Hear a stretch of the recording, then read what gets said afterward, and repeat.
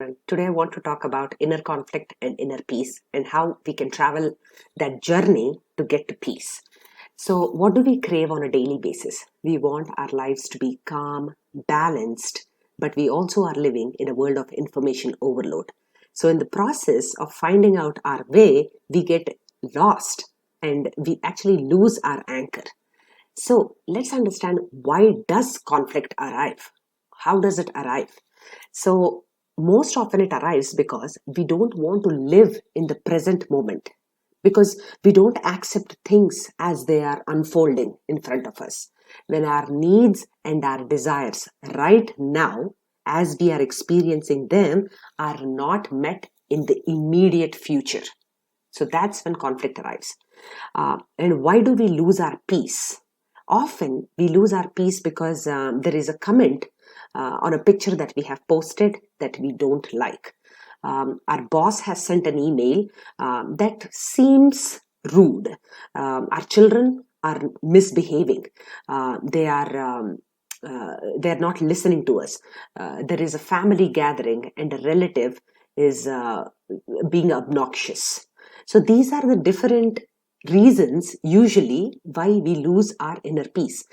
If you can see, they are mostly extrinsic. The reasons why we are losing our balance is something that has happened outside of us. So that is the first thing that we have to understand. We think that this is a sign of disrespect, and this is how we are being perceived, and that is what happens to us. We think that our value is somehow being diminished by all these things that are happening to us. So in times like this, what we have to do is we have to give ourselves grace, because we are trying our best at all times, and we are also we cannot get carried away by what other people are thinking of us, because it is out of our control. We cannot let circumstances outside of us dictate how we feel. There is a very good quote I like. It goes like this: the secret to war is having a heart at peace. So, in spite of war, in spite of conflict, you can still have a great present state. If you can understand your emotions and your thoughts and how they are affecting our feelings, what happens is, when there is inconsistency in our thoughts and our feelings, and where there is a desired state, but we are in the state of turmoil, we don't know how to get there.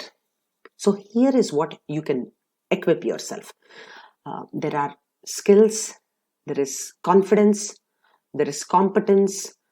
There are so many things that can fill that gap between where you are to where you want to be. The most important thing is, get outside of your comfort zone, because the thing is, there is a danger in comfort zones. Um, and that is the reason why most of us experience this crisis. We don't like status quo.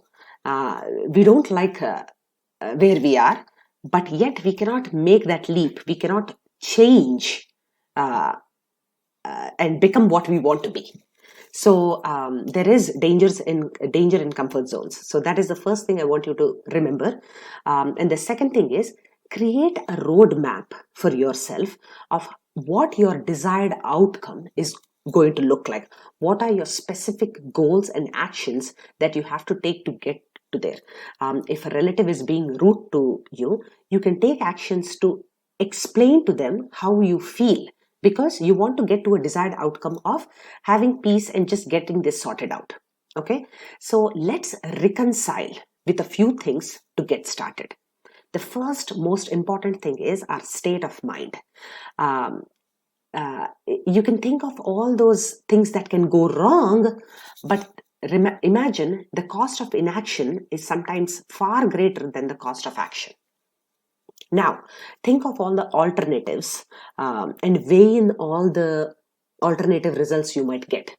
Most often the worst is survivable.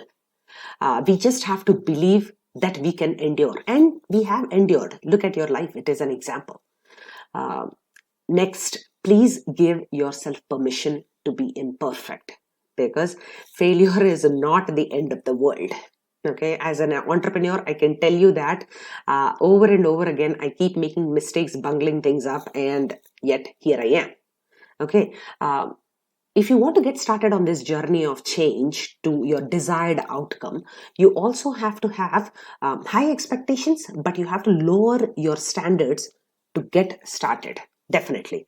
And whenever you are excessively thinking and you feel like you're in a rut, immediately pause yourself the minute you realize that and cut that thought.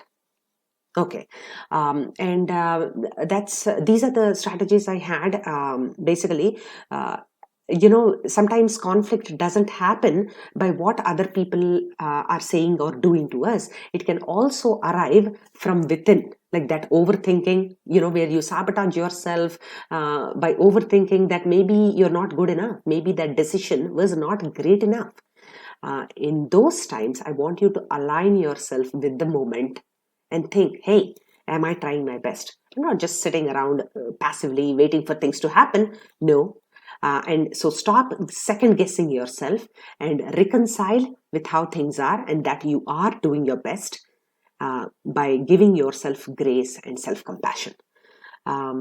So, yes, and most importantly, please focus on your actions and your duties right now rather than on the results, because obviously results, how much ever we try, they are not in our control. Okay, all we can do is we can be consistent in our effort, and we can be thorough with the process that we are implementing for ourselves. Okay, and good luck.